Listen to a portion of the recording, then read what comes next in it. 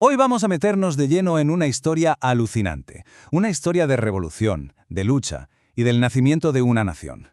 Hablamos, como no, de la Guerra de Independencia de Grecia. Es una pregunta que da que pensar, ¿eh? Para intentar responderla vamos a hacer un viaje en el tiempo. Nos vamos casi 200 años atrás, a un lugar donde la idea de tener un país propio, era poco más que un sueño, un secreto susurrado. Para entender cómo empezó todo, hay que saber cómo estaban las cosas antes. Antes de ser la Grecia que tenemos en mente, este territorio formaba parte de un imperio enorme, el Imperio Otomano. Y ojo, no hablamos de algo que duró un par de años, ni mucho menos. Es que estamos hablando de casi 4 siglos, 400 años. Es una barbaridad de tiempo. Durante todo ese periodo, ser griego significaba vivir bajo un poder extranjero.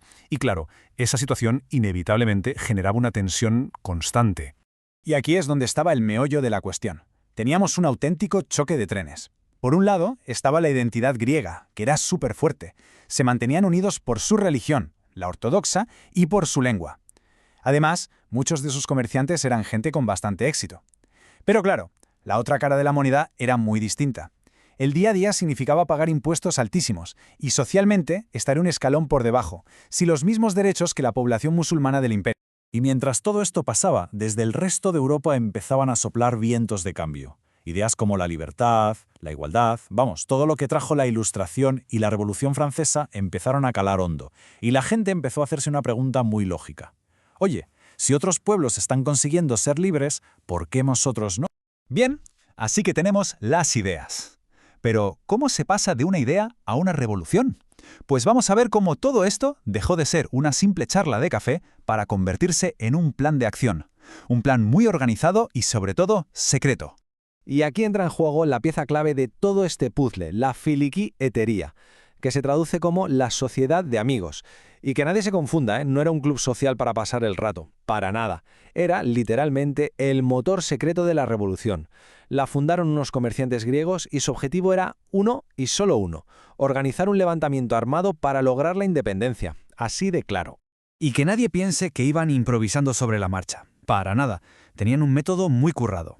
Usaban códigos secretos, rituales para que nadie se colara, para protegerse de los espías, claro. Se dedicaban a reclutar a gente con influencia por toda Europa y, por supuesto, a lo más importante, conseguir dinero y armas.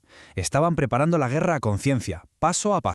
Y al final, después de tanta preparación en la sombra, llegó el momento. El año clave fue 1821. Fue entonces cuando la chispa prendió la mecha, concretamente en la península del Peloponeso. Esa revuelta que llevaba años y años cocinándose en secreto, por fin estalló. Y lo hizo con una fuerza que parecía imparable. Una vez que empezó, la lucha fue durísima. Se peleó por todas partes. En tierra, la cosa estaba muy desequilibrada. Los rebeldes, que eran sobre todo campesinos y pastores, contra todo un ejército imperial. Pero fue en el mar donde los griegos encontraron su as en la manga, su gran ventaja. A ver, su flota no tenía nada que ver con la del imperio. No eran grandes buques de guerra, sino barcos de comerciantes que habían modificado. Pero es que sus marinos eran los que mejor conocían el mar Egeo y usaban unas tácticas súper ingeniosas. Por ejemplo, los brulotes. ¿Qué era esto? Pues cogían un barco viejo, lo llenaban hasta los topes de explosivos y ¡boom!, lo lanzaban contra los barcos otomanos. Era pura guerra de guerrillas en el mar. Y lo mejor de todo es que les funcionó de maravilla. Claro, como es lógico, el Imperio Otomano no se iba a quedar mirando. La respuesta del sultán fue brutal, de una dureza tremenda. Y no solo fueron a por los que combatían, el ataque también fue contra la gente de a pie, contra la población civil.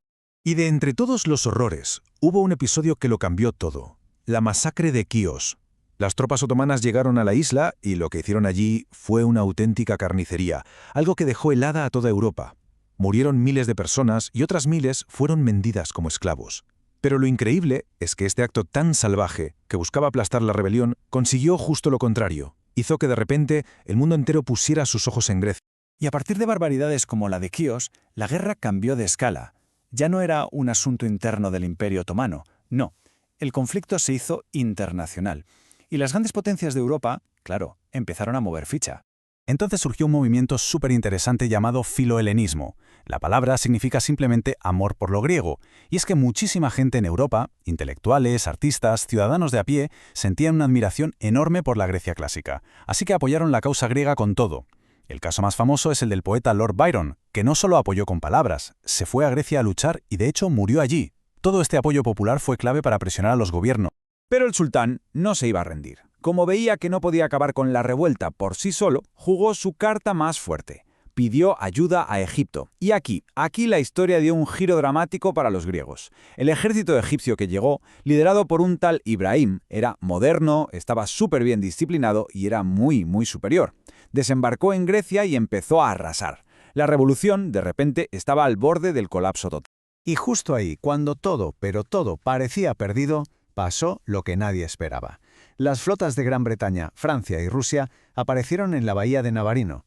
En principio iban a mediar, a forzar una tregua, pero por una mezcla de tensión y malentendidos, la cosa se fue de las manos y estalló una batalla naval. En cuestión de horas, la flota otomana y egipcia fue completamente destrozada, aniquilada. Este fue el giro de guión definitivo que cambió la guerra para siempre. Bueno, con esa victoria naval en el bolsillo, la victoria militar estaba prácticamente asegurada. Pero ahora venía lo más complicado. Una cosa es ganar una guerra y otra muy distinta es construir un país.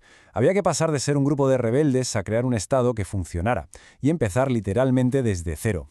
El reconocimiento oficial por parte del resto del mundo llegó finalmente en 1830. Se firmó el Protocolo de Londres, que fue, digamos, el certificado de nacimiento de la Grecia moderna, el papel que decía: Grecia es un país soberano e independiente, por primera vez en casi 400 años.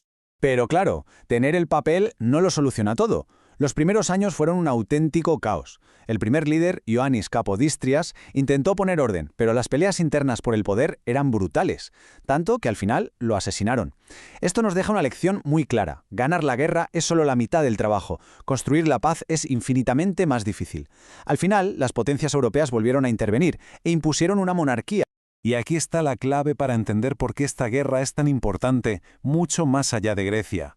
Fue la primera demostración en el siglo XIX de que un pueblo, unido por su identidad y sus ganas de libertad, podía plantarle cara a un imperio gigantesco y ganar. Su éxito se convirtió en una inspiración para un montón de otros pueblos, primero en los Balcanes y luego en todo el mundo. Y con esta reflexión terminamos. Volvemos a la pregunta del principio, pero dándole una vuelta de tuerca. Ya no es solo cómo nace un país, sino algo más profundo. ¿Qué se necesita para que una revolución se convierta de verdad en una nación estable, en un proyecto que dure? La historia de Grecia nos da unas cuantas pistas, pero la verdad es que la pregunta, a día de hoy, sigue muy abierta.